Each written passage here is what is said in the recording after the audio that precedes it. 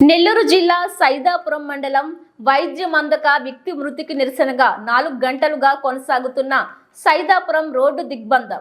నెల్లూరు జిల్లా సైదాపురం మండలం కేంద్రంలోని ప్రభుత్వ ఆసుపత్రి ఎదుట ఆర్ఎండ్బి రోడ్డుపై ఎంఆర్పీఎస్ ఆధ్వర్యంలో దిగ్బంధం చేశారు. సైదాపురం ప్రాథమిక ఆరోగ్య కేంద్రంలో సకాలంలో వైద్యం అందక ఆటో డ్రైవర్ వీర రాఘవయ్య మృతి చెందాడని ఎంఆర్పీఎస్ నాయకులు ఆందోళనకు దిగారు. మృతి కుటుంబాన్ని ప్రభుత్వం ఆదుకోవాలని ఎంఆర్పీఎస్ ఆందోళన చేస్తుంది. 11 గంటలకు మొదలైన రోడ్డు దిగ్బంధం 4 గంటలైనా కొనసాగుతుంది. అయితే ఎంఆర్పీఎస్ నాయకులు మురళి మాదిగ మాట్లాడుతూ ఆసుపత్రిలో అత్యవసర సమయంలో వైద్యం అందించే డాక్టర్లు పరికరాలు లేవని ఆరోపించారు. వైద్యం సకాలంలో అందించే వైద్యాధికారులు లేక నర్సులు ఆలస్యం చేసి ప్రాణాలు పోగొట్టేలా చేస్తున్నారని ఆరోపించారు. డ్యూటీలో లేని డాక్టర్లను సస్పెండ్ చేయాలని డిమాండ్ చేస్తున్నారు.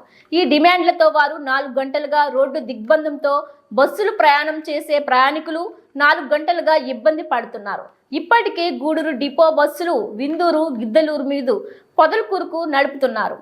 పోలీస్ యంత్రాంగం కూడా రోడ్డుపై కూర్చొని నిరసన చేసేవారిని లేపడానికి వెనుకడుగు వేస్తున్నారు.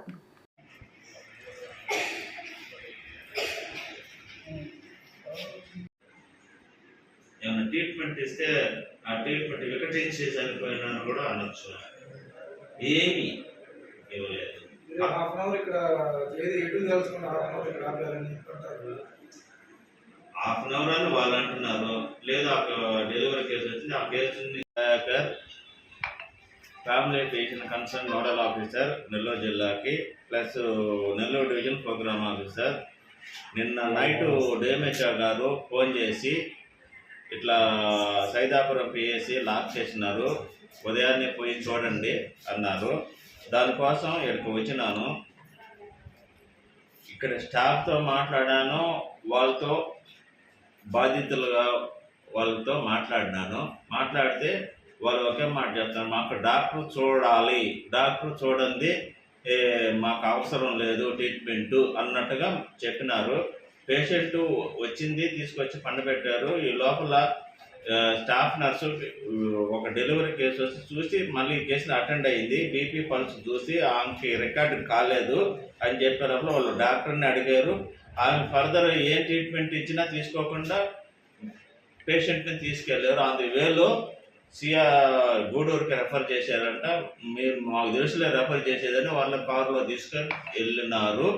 అందువేలో చనిపోయినట్టు వాళ్ళు చెప్పినారు. అది ఏం డయాగ్నోసిస్, ఎందుకు చచ్చిపోయారు, మాకు డాక్టర్లు లేనందువల్ల మా పేషెంట్ చనిపోయారు, డాక్టర్ సమాధానం చెప్పాలి, మాకు డాక్టరు ఏమి పరిష్కారం ఇస్తారో పై అధికారులు మీరు చెప్పాలి అన్నారు. మేము అది విని వాళ్ళ దగ్గరే ఫోన్ చేసి డిఎంహెచ్ఓకి కాల్ చేసాం.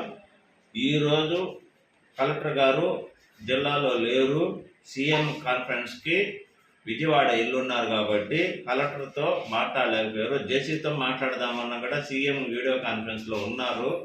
అది అయిపోయిన తర్వాత మాట్లాడదాం అన్నారు. వీళ్ళు మత విషయం మెడికల్ ఆఫీసర్కి వ్రాతపూర్వకంగా రాసిమన్నాం. లేకపోతే నాకు రాసిస్తే నేను అది డిఎంహెచ్ఓకి ఇచ్చి కలెక్టర్కి సబ్మిట్ చేయడం జరుగుతుంది. కానీ ఇక్కడ నేను అబ్జర్వ్ చేసింది, డాక్టర్కి ఎన్నిసార్లు చెప్పిన డీడీఓకి కొంత రెస్పాన్స్ లేదు. అందువలన డిఎంహెచ్ఓ మెడికల్ ఆఫీసర్ని తీసేయమని నేను రికమెండేట్ చేస్తున్నాను.